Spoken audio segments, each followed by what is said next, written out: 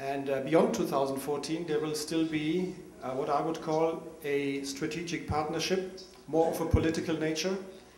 But I think the interests of NATO, of the international community, and Afghanistan in this region are very clear. And this is actually the picture we are having in these days. First of all, Dragon Strike is one of several clearing operations in the entire context, as I've described that.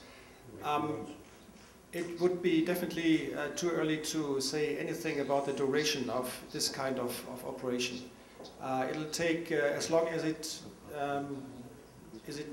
is necessary to drive away the Taliban from the population, particularly now in the districts of Jarai and Panjwai. And for operational security reasons, obviously, we are not going to talk in too much detail about things like, force strengths, locations, casualties, and so on and so forth. And when it comes to Taliban, it's not our policy to do kind of a body counting, because the number of killed insurgents and Taliban fighters is actually not the most important indicator for success.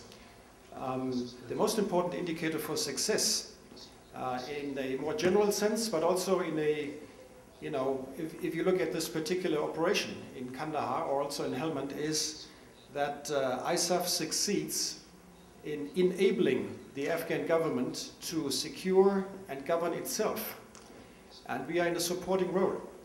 And as I just said, the number of Afghan national security forces is already significantly higher than the number of ISAF forces involved in this particular operation. So this is exactly what we were looking for already for 2 years.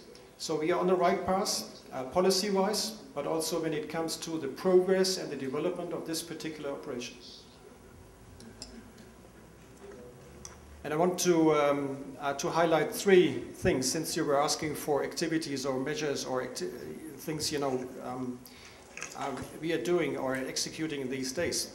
One is perhaps the most significant thing that we reinforced Regional Command North by around about 4,000 American troops over the last couple of months, plus around about 500 German troops and a couple of others as well. Although the American 10th Mountain Division is primarily tasked to come up with a training offensive, i.e. training the Afghan National Army and police, this reinforcement nevertheless means a very strong commitment and signal towards the Afghan government, the Afghan security forces, and of course towards the Taliban. Secondly, what we are doing is increasing the number of Afghan National Army and police.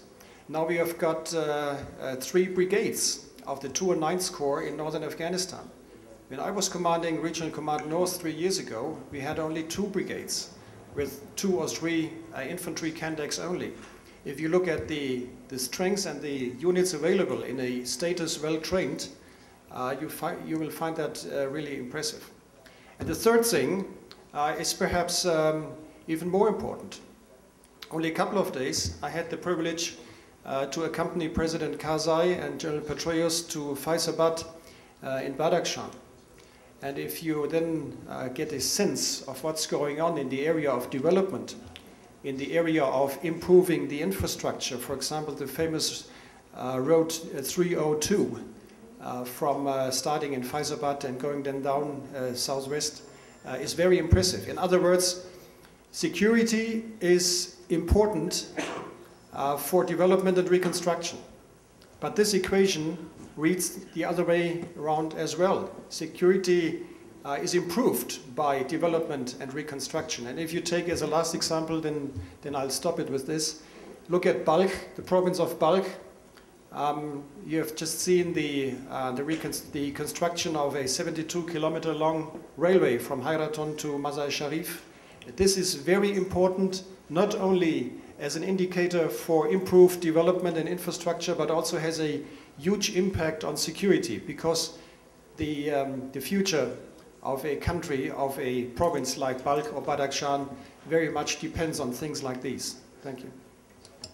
when it comes to the interdependency of, say, as you have mentioned that, job opportunities, economy, etc., and on the other side, the inclination of young men to join the Taliban. Yes, there is of course a link, and we are very much concerned about exactly this issue, and actually this is the trigger, not only to rely on kinetics, not only to rely on traditional military means and measures to establish security and safety and peace, but also to look at non-kinetics, to look at political issues, political solutions, and also economic solutions. And this is the reason we are talking so much about development and reconstruction and the improvement of infrastructure.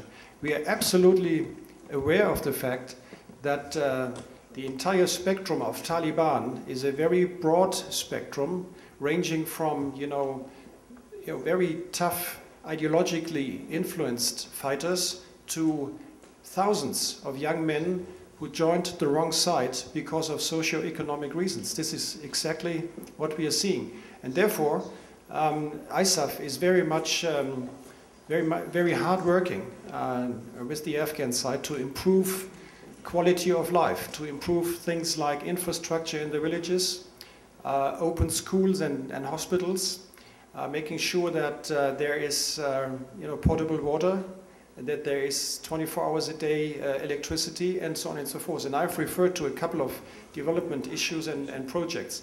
This is a very, very important link and interdependency, and we need to address it day by day, thoroughly and energetically, together with the Afghans.